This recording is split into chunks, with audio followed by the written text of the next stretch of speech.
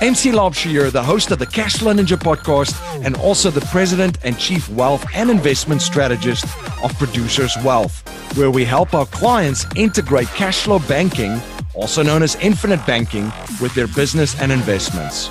If you're interested in learning more about how we create strategies that integrate cashflow banking and investments to turbocharge them, you can access a video series at yourownbankingsystem.com. That's yourownbankingsystem.com. Welcome to the Cashflow Ninja, the podcast sharing how to create income streams and manage, multiply, and protect your wealth in the new economy. Here is your host inside the dojo, MC Laubscher.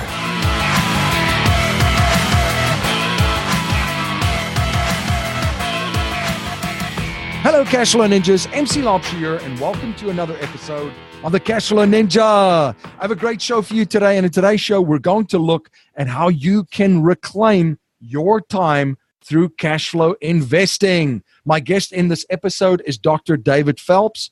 David owned and managed a private practice dental office for over 21 years. While still in dental school, he began his investment in real estate by joint venturing with his father on their first rental property in 1980. 3 years later, they sold the property and David took his $25,000 capital gain share and leveraged it into 31 properties that later produced $15,000 net cash flow. Multiple health crises suffered by his daughter, Jenna. She suffered leukemia, epilepsy, and also had a liver transplant at the age of 12, caused David to leave practice so he could spend time with his daughter.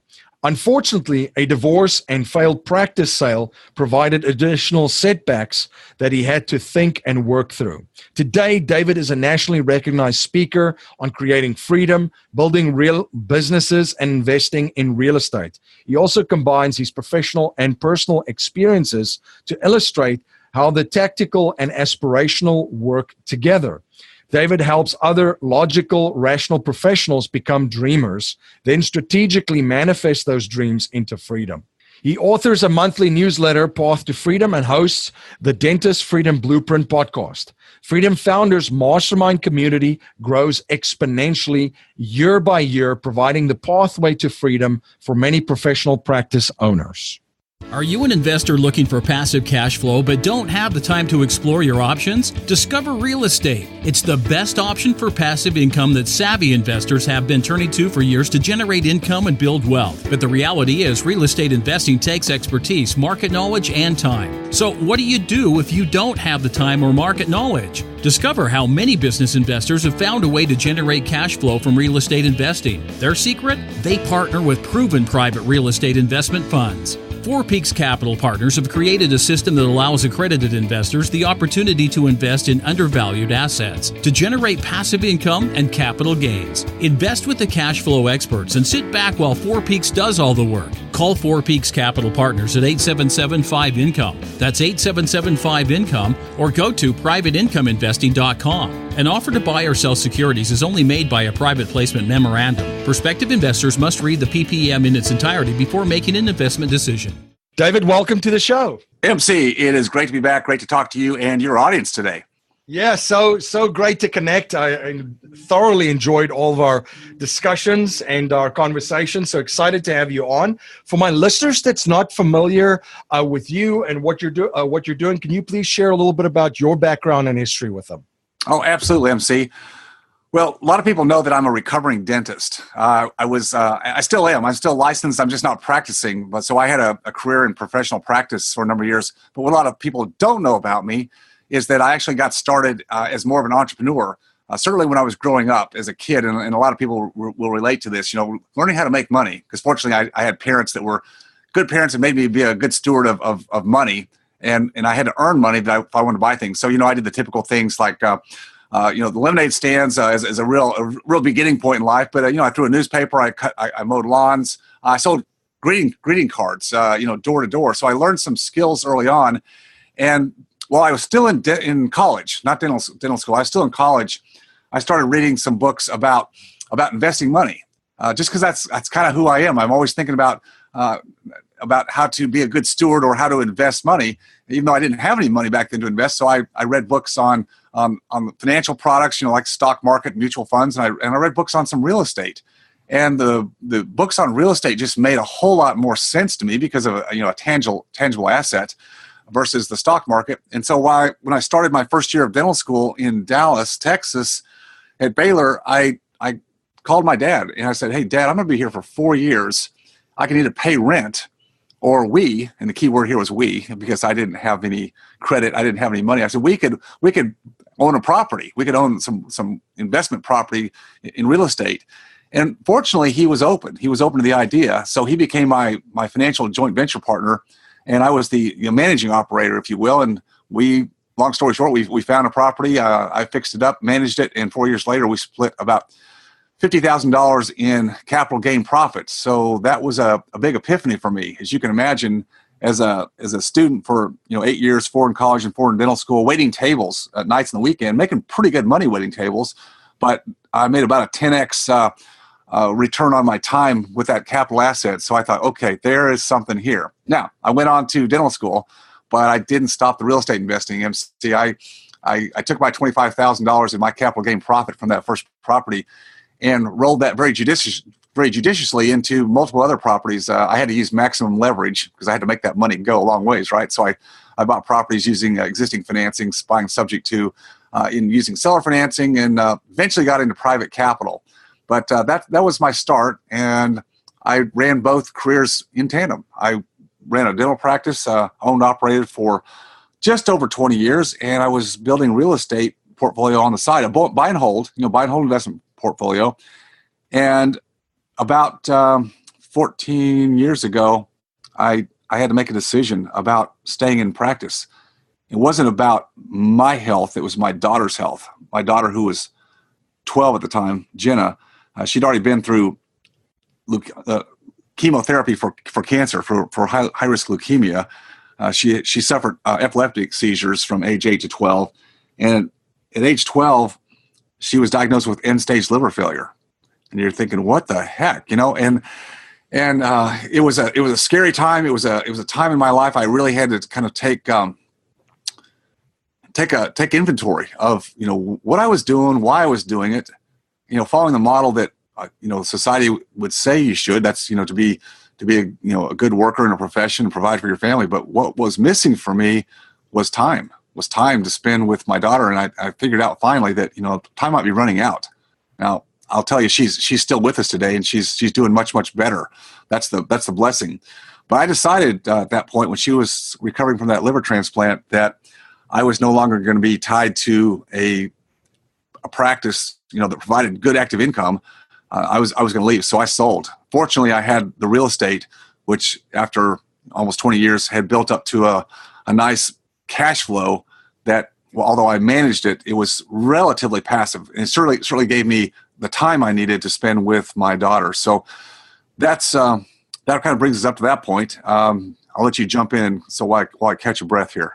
No, that I thank you for sharing that story, because it's very, very heartfelt, and it just reminds us, all of us, how precious time is. Because I don't think we stop and think about how precious it is, and we're only here for a little while, and how we spend our time, right, with family and friends and creating memories. I think that even as business owners and entrepreneurs and investors in the beginning, there's a lot of hours going into that. But starting with a plan and knowing what you want your life to be like, and then creating everything else around it, is going to allow you to create that freedom for yourself. Yeah, it's not easy. It's not easy to do, because we have so many messages that are provided to us that we grow up with, from well-meaning people, from our parents, from teachers or professors or community leaders, about work ethic. And boy, I'm all about work ethic, and I'm sure everybody listening to this podcast today is understands that you have to sacrifice a certain amount to gain in life something. I think the problem, MC, is that too many people sacrifice too long, and there's this thinking process that, well, someday then I'll start living my life. Someday, when I get all this in order, someday when I have this much money piled up, this much assets, or businesses or whatever it is, then I'll start living. That's where the problem is. And so you're right. Building a framework for how you're going to build your life, and as quickly as possible, get past that sacrifice period and have assets, businesses, and or capital assets are my favorite, that start producing the cash flow that you don't have to be there actively laboring to have that income produced. And that's you had your some days today moment, and many of us can probably resonate that at some stage there was a turning point. And I always like to refer to the 3 words, be, do, and have, right? That you decided that I'm going to be today and do what I want to do to have the life that I want to have. So I appreciate you sharing that. Now, you had mentioned that this happened while in college, so you never really looked at the Wall Street model or participated in it really heavily because you had this real estate experience. What are some of the other things that you're seeing that the system, and you'd mentioned the traditional advice and the knowledge that's transferred over and so forth from other folks are failing the majority of people? What are some of the other things that you're seeing out there that's part of this model that's not really serving people and providing the outcomes that people are looking for? Yeah, absolutely. Well, you're right. I've always been biased towards real estate because I know it works, and I got started early. I'll say also that my wife was on Wall Street for many years. She was an institutional stockbroker, not retail, not consumer, but institutional. And so she lived in that world for a lot of years, and we compared notes. And it's not like we had big disagreements. She definitely knew what she was doing in her world, and I think did a very good job. So again, she wasn't working with consumers. But after Enron and WorldCom and some of the other issues that occurred in her industry, she left. She got out about 11 years ago, and she definitely sees the value on the capital asset, the real estate side, and she still does some things in stocks, but very specific. For me, I played in that arena a little bit, but I think the problem, MC, is that the traditional financial model is so built up on Wall Street. And of course, there's just billions of dollars there, so they're able to speak that language. They have a lot of quote salespeople that go through an educational process to put food on their table that rely on selling financial products. So there's already a bias there for most people. I remember when I was in dental school, the very little bit of exposure that we got to anything about wealth and finance, was, again, they brought in, a traditional wealth management guy, right? I mean, that's right. So we're always hearing these messages about, how to make money on Wall Street. And I think it's, we know there's a huge fallacy there. It's that most people that are investing as individuals, as consumers, that they're really, I'll just use the term, they're really what Wall Street calls marks. You're a mark. Right.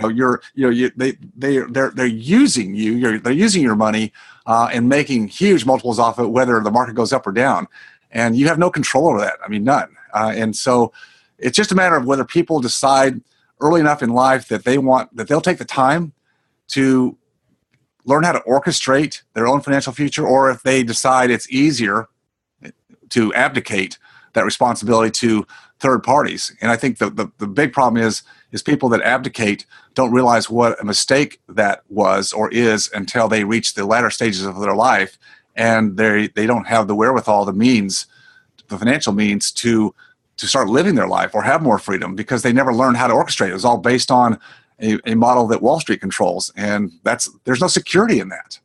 Right. And it's a lot. This is one of those things that I always talk about. Taking care of your own money and managing your own money and having control over it is a life skill. It's not a skill that should be outsourced or farmed out to someone for instance, on Wall Street. And staying with the dentist theme, I always say, I get up in the morning and I have bad breath. I brush my teeth. That's a life skill. Right. When I'm in severe pain and I need a root canal, I'm going to get a professional to take care of that. Right. And but for some reason, we figured just transfer it over, and the majority of folks go all in on that. And, I've interviewed Ted Benner, some people call him the father of the 401k that created it. And even he stated, it was never designed to be the end all for folks. It was simply a way to encourage savings in this vehicle, while there was also other things that people should do. Him himself, he's a real estate investor. And he has money in other areas such as his business and so forth. So it's been sold as like this one big thing, as the one shop stop for everyone. Now, from a philosophical standpoint, David, looking at building wealth, can you share your philosophical approach, and maybe if there's a checklist or a structure that you draw from when you make decisions? Well, sure. So building wealth, whether that's business and or in capital assets like real estate, I always look for other people who have already blazed a trail, right? I mean, you can start with books. You can get any kind of information you want to on the internet today, or podcasts or YouTube. I mean, there's just a ton of stuff out there. But if you really want to move more quickly, I call it speed to goal. You need to find other people, and the right people. Definition being people that you have been able to do enough due diligence on to find out really, what's behind the curtain. So what in their lives, do they have certain core values that you believe in? Do they live their life congruently with what they say they do? You've got to find those people, and that's going to be your fast track. Then as you grow and learn some of the models of orchestrating your future, your wealth, your equity, your cash flow, then you can start to decide, what makes sense to you. I mean, we know. I mean, again, there's lots of different business models. There's a lot of different assets that one can invest in that are hard assets in real estate. You have to start to decide. But I think it begins with the people and learning from people that have been down the road, that you have been able to vet and see that they know what they're talking about. There's plenty of scammers out there in all fields, and we have to be wary of those that are just selling stuff or information versus those who really do it. So people, due diligence, and just for me, it's always been about investing in assets that produce cash flow. The cash flow's got to be there. I look for other aspects as well, but it's got to be a cash flow model that I understand and I have some level of control over. I don't want to be the manager necessarily, but I want to be able to exert some level of control over my investments.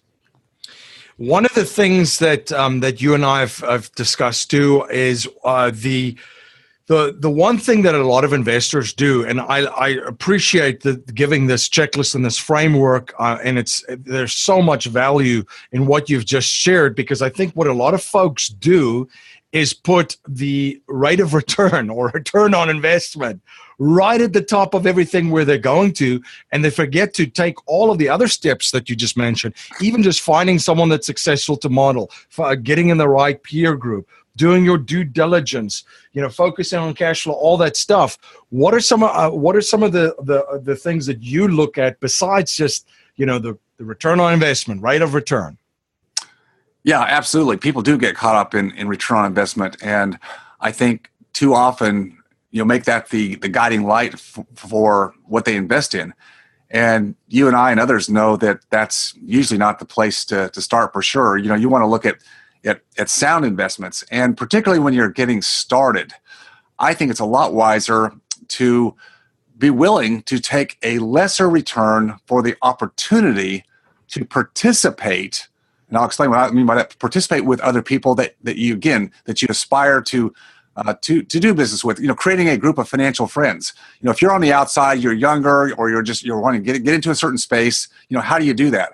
Well, you have to pay to play to some degree. Now, pay to play can be giving time, so offering your time to help somebody else in their business or investment strategy, and or being willing to invest, funds when the right time comes to invest, and be willing to take a second tier seat, just to be in the mix, to say, hey, I'm a player. I want to get to know this group of people because it seems like they've got integrity. They've got access to deal flow in the sector that I want to be involved in. I know network and access is everything when you're investing in alternative investments. I mean, that's where the game is played.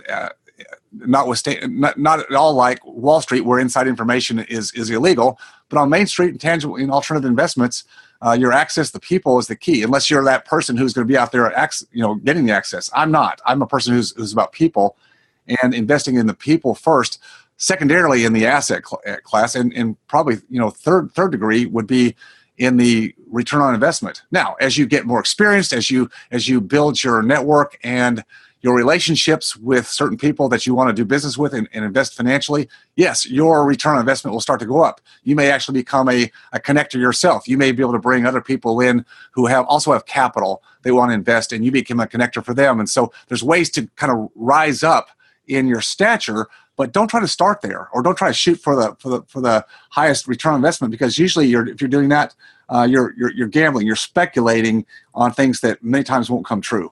You're listening to David Phelps on the Cashflow Ninja podcast. We'll be right back after a word from our sponsors. Life settlement investments have allowed financial and banking institutions to not only buy their equity contractually, but also diversify their capital from any economic, market, and geopolitical risk. It's been part of the billion-dollar blueprint followed by institutional investors. And if you're an accredited investor, you can also now participate in this vehicle with enormous growth potential. You can watch an informational webinar presented by one of the premier organizations providing life settlement investments, Penumbra Solutions, at cashflowninja.com/life settlements. Blockchain technologies and cryptocurrencies will not only disrupt money, but every industry on the planet. These new innovations and technologies will affect every area of your life in the future. The cryptocurrency course teaches you everything that you need to know about getting started and profiting with cryptocurrencies, and includes expert training from the top crypto experts in the world. You'll learn how to buy, sell, and trade cryptocurrencies, how to safely store your crypto, how to become a sound investor, even if you're just a beginner, and how to apply blockchain technology to your business. You can watch a free crypto masterclass and grab the crypto course at cashflowninja.com/crypto course.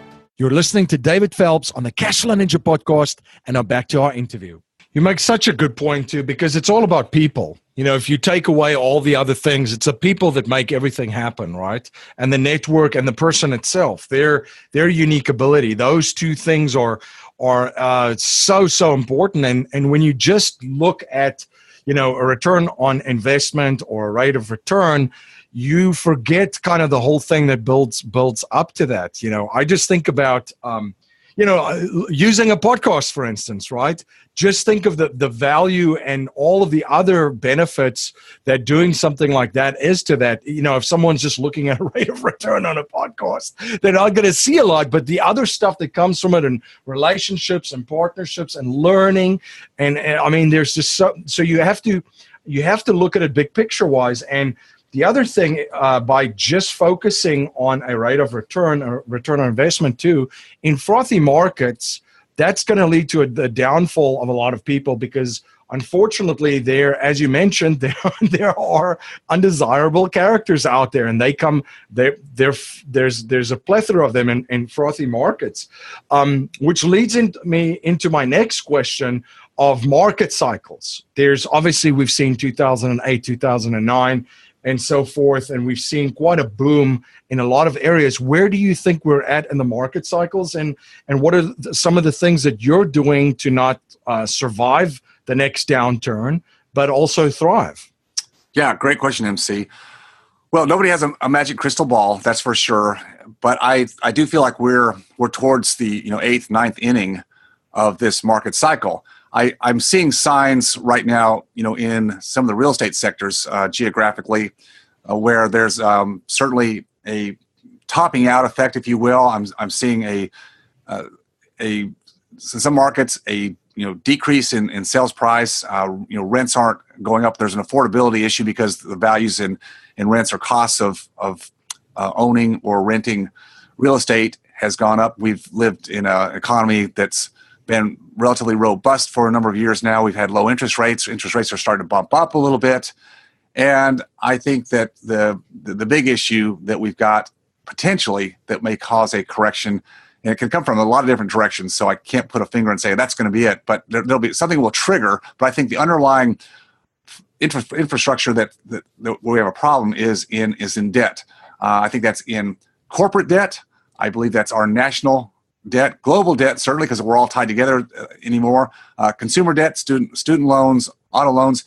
We've become almost, what's the term I'm looking for? We've become so used to debt as being almost a norm for our country. And again, I mentioned student loans, auto loans. People just almost feel like because interest rates are so low, hey, this is time to just take on more debt. It's okay. Everybody does it. And I think that the margins are so slim right now that one triggering event that starts a cascading or domino effect, wherever that starts, could bring things down again. Now, on the other hand, if we don't have some triggering event or there's no black swan event, there could be, a terrorist attack somewhere or, a major war breakout. If we don't have something like that, it's possible, I think, that this economy bull run, could continue on. But there's still going to be some softness in some areas. And again, that's where I think an astute investor has got to be tied in to information from other people who have a real pulse on the market, and that's one of the things that I think a good investor does. You've got to have some plug in to know what's happening in the market so you can make your decisions. You ask, how do you not only survive but thrive, and it's all about positioning. So you have to start first and think, well, what are my defensive postures? What should I do on a defensive standpoint in case there is a tsunami or a hurricane? However you want to look at it, like a natural disaster, what would you do? You kind of batten down the hatches, right? You don't go crazy, but you have to say, well, what's some things I can do on a preventive basis? So one thing is look at your own debt. Now, there's nothing wrong with having debt if you're using it, to again build capital assets in well-orchestrated debt in businesses or in real estate. Alternative investments can certainly be a way to leverage and build more quickly. What's that debt look like? Is it short-term, long-term, a variable rate? The latter is not what I want. I want fixed rate. I want to make sure that my businesses or investments have good margins of cash flow. I mentioned that earlier, that cash flow is the lifeblood. So again, you don't want to be just squeaking by and barely making it, because if there is a downturn, you've got to have some margin of safety to weather through that storm. The people that can weather the storm, both personally or in business and investments, are the ones who are ready and able to access the opportunities that always come when there is a downturn or a correction in the market, when asset values across the table go down because there's no access to credit. Credit drives everything. And when there's a freeze in the economy, credit dries up, institutional credit, and those who have access to private capital, their own capital or other people's capital, are the ones who can dive in and buy any kind of asset at much lower price. That's what we did back after the 2008 downturn. Many people that were prepared jumped in and started finding those devalued assets, bought them at close to the bottom, if you will, and we ride those back up. And many of those assets doubled in just a few years. But I think the doubling effect is over for now. And if you're investing at all, which you should be, you still invest for cash flow. So solid cash flow, looking at your own debt structure, looking at your margin for safety, and then having access to other than institutional capital is a requirement for getting through another downturn, because there's always what I call, MC, a gap. A lot of people say, well, I'm fine right now. I'm good in my personal life. I've got my ducks in order. I don't have excessive debt. My consumption debt is nil or almost gone. My business is running well. I think I'm in good investments. So when there's a downturn, I'll just buy more. And my question then says, I say, you'll buy more with what? What? Right. Because they'll say, well, yeah, the assets go down in value, but I'll buy more. But do you have access to capital to go buy those assets? And they'll go, and I said, do you have a business that can get through that gap? Because our businesses and a lot of our investments are dependent upon, you mentioned earlier, people, consumers who have the wherewithal and the ability to continue to buy or rent or lease or whatever they're doing. And if they don't have that margin, then we've got a gap that we've got to get through. So can you get through the gap to get, to survive that? If you can, you're in good shape. You make so many great points right now, David, and there's a lot that we can take from that. I mean, the environment that you touched on initially, it's so important to be aware of our environment and our changing environment right now, because as you mentioned, the debt bomb is just enormous. It's enormous. Whether it's countries, I think I just looked at the global debt, which was around 74 trillion. Which the global economy is around at 78. And then we look at the United States. I mean, that's not even counting the underfunded liabilities, by the way. Yes, you know, exactly. That's just the national debt, which in the U.S. is over 21 trillion. So you look at the underfunded liabilities. I mean, I couldn't find it online when I was doing some research, but you can only imagine if the U.S. is such an enormous burden on that. Europe is in the same situation and so forth. So there's enormous debt for these countries. There's going to be enormous pressure on infrastructure because we have the baby boomer demographic wave sweeping through the globe, just not in the United States. And if we look at the statistics currently for the savings that folks have and the financial state that the majority of people are in, there's going to be a lot of pressure put on existing infrastructures. And then other demographic groups too. I mean, there's a third of student loan debts that are on right now. I mean, this is all scary stuff. And then we haven't spoken about, the retirement crisis, pensions, corporate debt that you mentioned. So inflation, tax rates around the world. If you're a business owner, investor, and entrepreneur, you have to be cognizant of all of this. And I like some of the solutions that you gave to that too, because I am also very optimistic. And I think if you position yourself and you prepare, and not just your own household, but your business, as you mentioned, because businesses are going to have to operate in this environment. And you're going to have to look at all the scenarios of will your business be able to survive in a worst case scenario, and what do you need to do for your business to survive in certain situations. So I really appreciate that. What are some of the opportunities that you see out there right now too still? Because there are still some opportunities and some markets out there, and especially your main focus, real estate. Yeah, certainly. Well, there's always opportunities in every market, and we're actually seeing in a lot of markets that the foreclosure rate is starting to go back up again. Not into a big downfall, but we're seeing that there's even in bull run markets, there's people that run into personal, health, financial problems, and so those opportunities are there. For me, it's just being connected to a network of people that are out there finding those opportunities. I used to do that for my own portfolio years ago. So you can choose. You can be the person who's networked and always keeping a pulse out there for those opportunities in a specific geographic area. That's what we call farming for opportunities. That could be in real estate. That could be in businesses. There's always situations. So if you're tied into getting kind of first access through a referral network, people that know you, know what you do, know you solve problems, or you're connected to those kind of people, and those kind of opportunities require fast capital to usually solve the problem. That's the person who can bring the quick solution, which is usually some amount of capital to solve an owner, motivated seller's problem, are the ones who get the deal.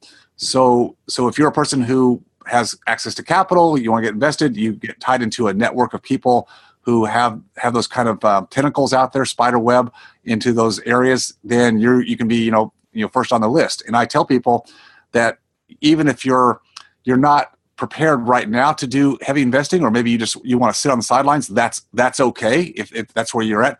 But still, don't hesitate to be building those relationships with people who will have access, because when the market does turn, you want to be on the short list of people who they'll call because they know you're a player. They know you've got access to capital, you have capital, and that's when you get to go in and pick up those opportunities.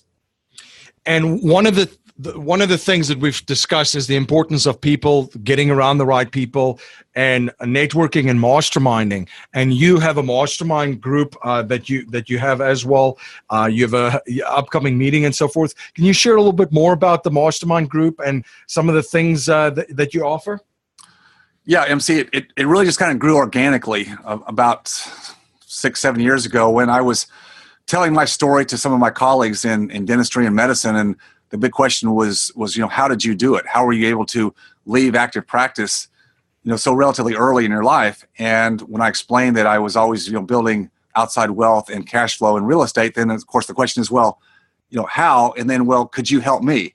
And I was glad to help a handful because I had enough access to deal flow I could do that. But as more people started to ask and want help, and I realized there was a great need for more financial acumen in certainly in my arena of professional practice, smart people, highly educated, but had never, been able to take the time or haven't been motivated to take the time or intentional enough to really learn how to orchestrate cash flow. I realized, well, there was more of a conversation to be had. I was happy to help a handful of people, but I thought, well, I could have more impact if I could teach people and then bring other people that I know that are kind of boots on the ground, have the access to deal flow, as I was mentioning earlier. If I could bring those two together and be kind of a connector, connect the dots. And so that's what our group, Freedom Founders, does. I have a lot of professional practice owners, a lot of dentists and chiropractors, veterinarians, physicians who all have a practice, or at least they come with a practice that provides them some amount of cash flow, but they're trying to get free, and they're trying to do it through different means of investing in alternative investments. And so I'm an educator. I connect the dots and create that flow so that they can get involved in the markets organically. I don't pitch real estate. I don't sell it like a lot of groups do. It's just a matter of connecting people to the opportunity, teaching them enough about due diligence of the person that they're going to invest with or through, the different asset classes, timing in the market, those things we've been talking about today a little bit.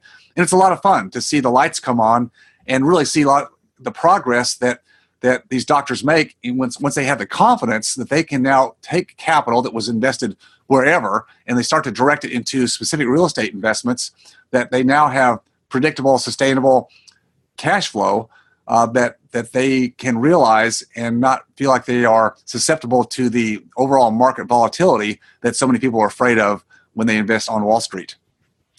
Now, one habit I've observed from wealthy and successful people is that they're always studying new subjects and learning new skill sets. What are you currently studying? What new skill sets are you currently learning? Well, I'm always wanting to learn to be a better communicator. And, all of us have a story. All of us have learned things in life. And so I've really been studying about how to take complex subjects and simplify them and create, teaching frameworks that resonate or create, a visual and impact.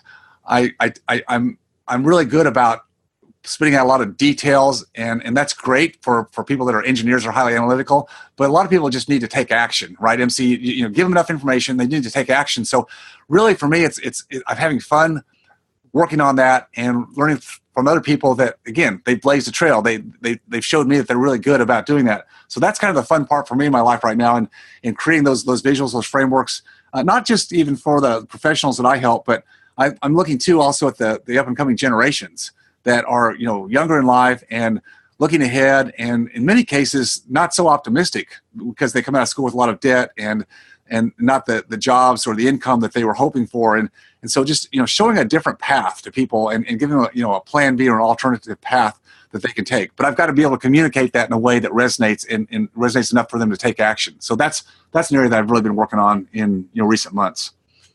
So true. Now, communication is definitely key. Now, our core message in our show is to leave our families, communities, and the world better than we found it by passing down a mindset, values, and principles to future generations, not just money. So if you cannot pass on any money to future generations and we're only allowed to pass on 3 principles to them to build wealth and achieve happiness and success, what would they be?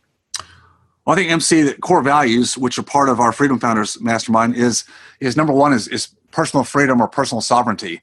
So, living your life based on your agenda, not other people's agenda. And that's a hard one for people to reverse because we've been taught the other way. So personal freedom is number one. Integrity.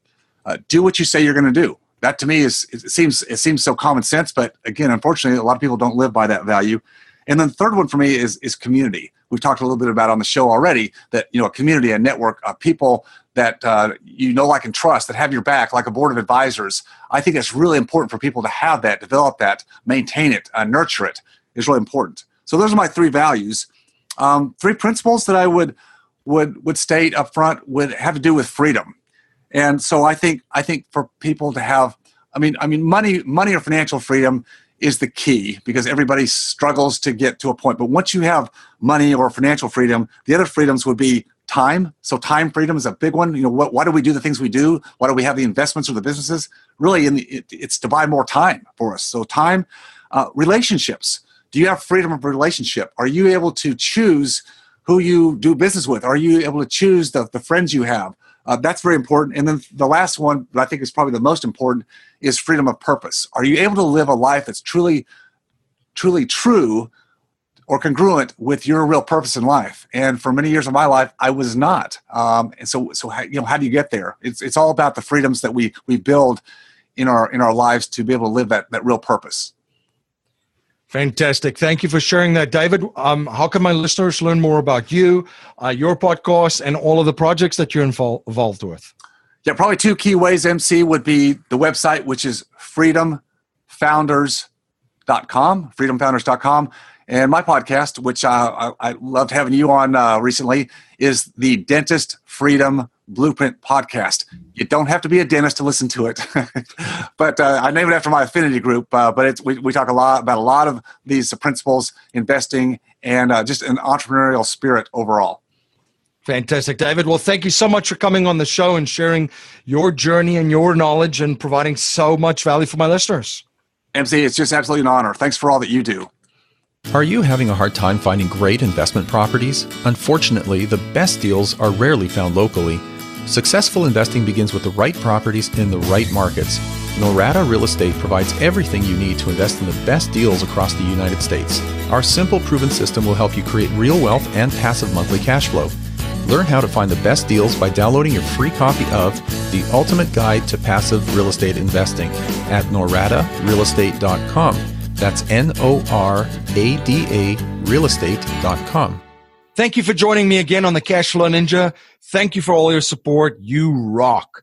If you like what you hear and appreciate what we're trying to build here at the Cashflow Ninja, please subscribe, rate, and review our show on iTunes and share our show with family, friends, and your network. If you're not a subscriber to our newsletter, you can sign up for our newsletter at cashflowninja.com or text Cashflow Ninja to 44222.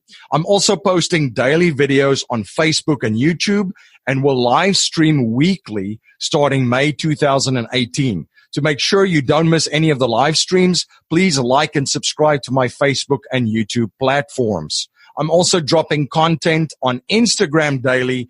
Be sure to follow us on Instagram to get in on the action. I want to thank you for spending your most precious resource with me today, your time. That's our show for today. Until next time, live a life of passion and purpose on your terms.